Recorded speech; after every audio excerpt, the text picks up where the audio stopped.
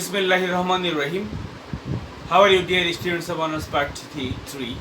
Today, I will discuss what is semantics, and I will also discuss some of the major lexical relations of semantics. And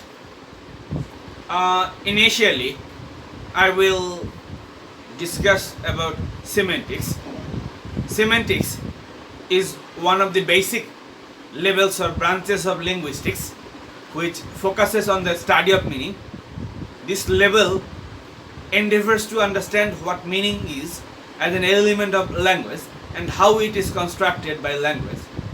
It is concerned with the investigation of meaning in a language without any reference to the context of situation.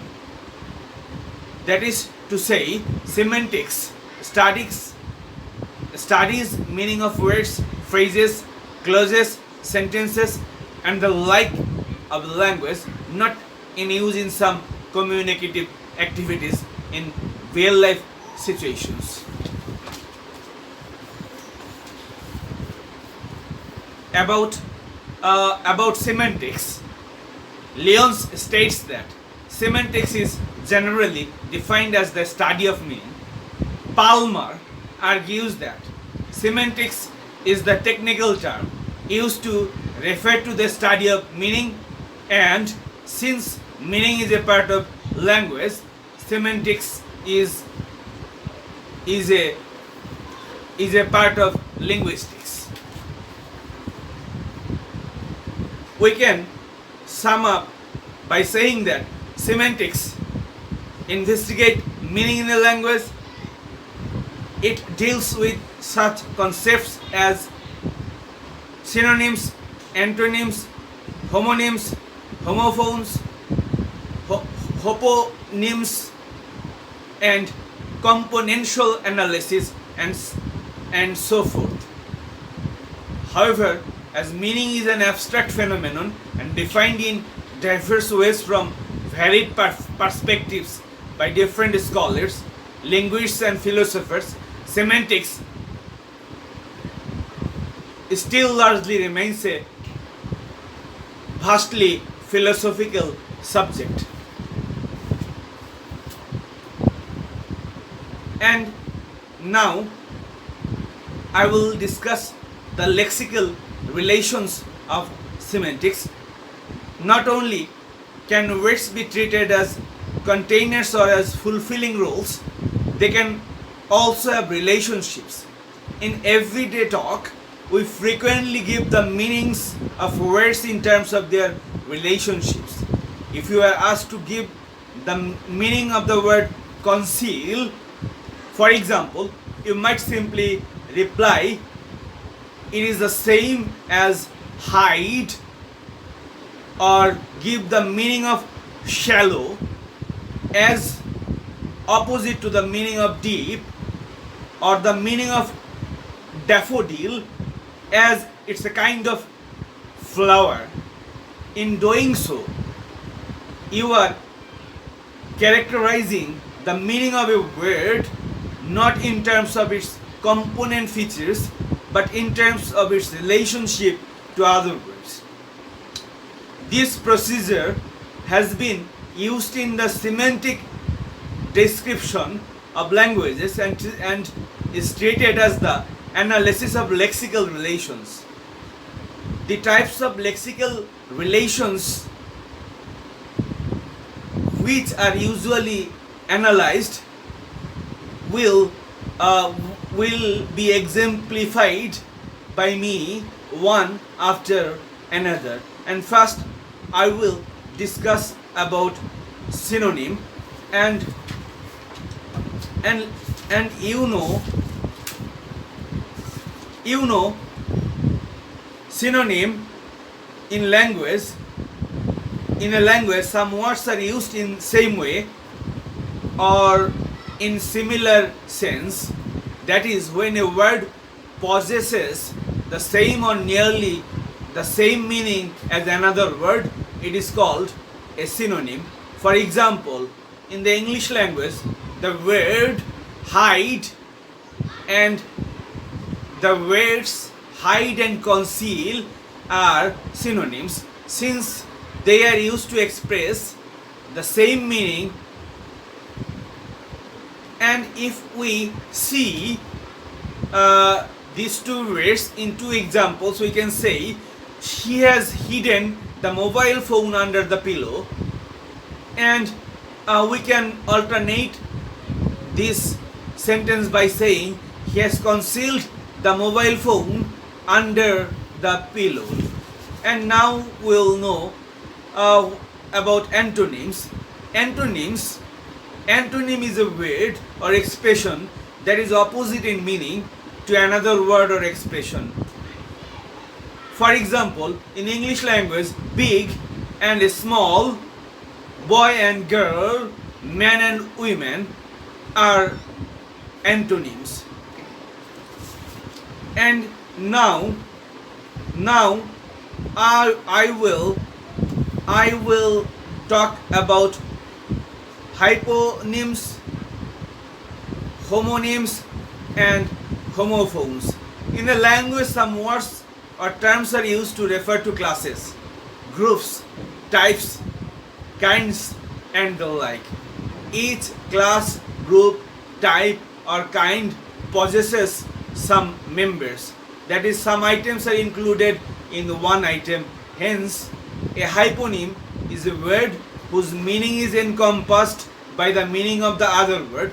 For example, in English language, the word human and woman are related in such a way that woman stands for a kind of human, and human is a general term that covers woman and man and is called a superordinate. And homonyms refer to the words which are written and pronounced in the same way but which are used to convey different meanings. For example, in the following sentences, the verbs lie and lie are written and pronounced in the same way, but they give different meanings. In the first sentence, please lie down. Here, lie means to sleep upon something. And in this sentence, don't lie, tell the truth. Here, the speaker is emphasizing on speaking the truth and not telling the lie. Homophones stand for the words that are pronounced in the same way but are written differently and often have different meanings. For example, the English words no, no and know are pronounced in the same way but are written differently and have different meanings. Similarly, so and sew so are homophones. And now I will talk about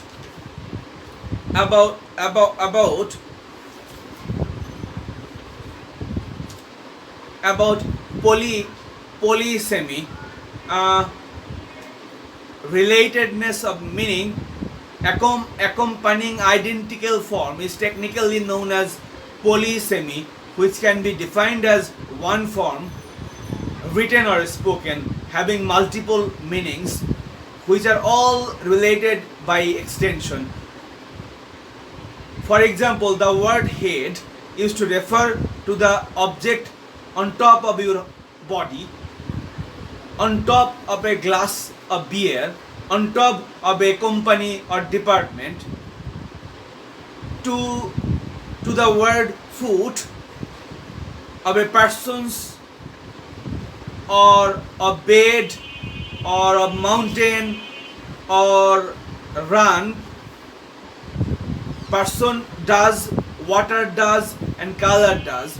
That is, a person run, water runs and colors run. And this is polysemi. And now we will know metonymy. and the relatedness of meaning found in polysemy is essentially based on similarity. The head of a company is similar to the head of a person on top of the body. There is another type of relationship between words based simply on a close connection in everyday experience. That close connection can be based on a container versus contents relation. That is bottle coke relation, can juice relation, a whole versus part relation.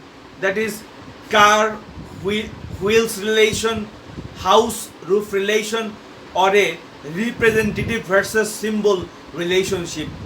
That is the king crown relation, the president, the White House relation. These are examples of metonymy. And now I will talk about collocation. One other distinct aspect of our knowledge of words has nothing to do with any of the factors considered so far. We know which words tend to occur with which other words. If we ask 1,000 people what they think of when you say hammer, more than half will say nail. If you say table, they will mostly say chair. For the word butter, they will say bread. For the word needle, they will say thread. And for the word salt, they will say pepper. One way we seem to organize our knowledge of words is simply in terms of collocation or frequently occurring together. And now I will talk about componential analysis.